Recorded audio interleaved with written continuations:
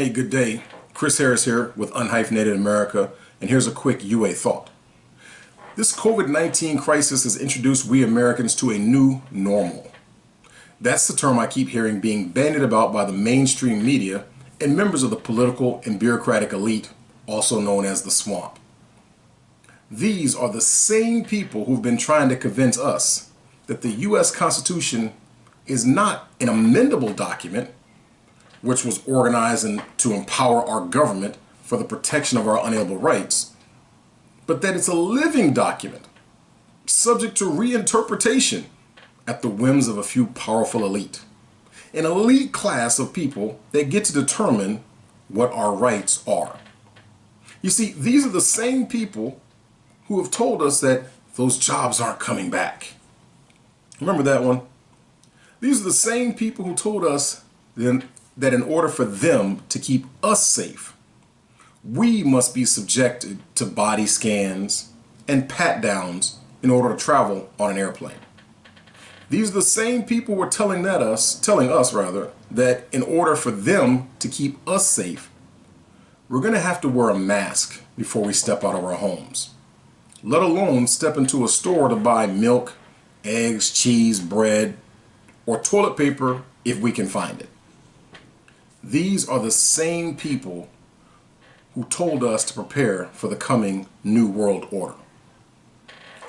You see, the human mind is a funny and fascinating thing. We're all created in the image of our Creator, and He gifted us. At the moment of our conception, when your father's sperm met your mother's egg, He gifted us with an amazing mind, which is contained within our 11-pound skulls and our 3-pound brains. Because we're connected to our Creator, our minds naturally seek to make sense of things, according to the laws of nature and of nature's God. See, ever since we were an infant, when something doesn't make sense, when our minds can't rationalize something, it causes a conflict. You see, when we haven't been programmed,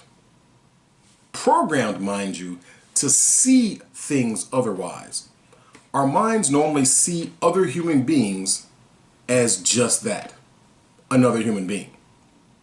We immediately recognize the humanity of our fellow man, regardless of the most superficial aspect of our humanity, our melanin content, or as one of my buddies calls it, our paint job. See, when you consider the human condition throughout much of the history of mankind, being in a nation that is no respecter of persons, in unhyphenated America, it's like a breath of fresh air. There's no conflict in your brain.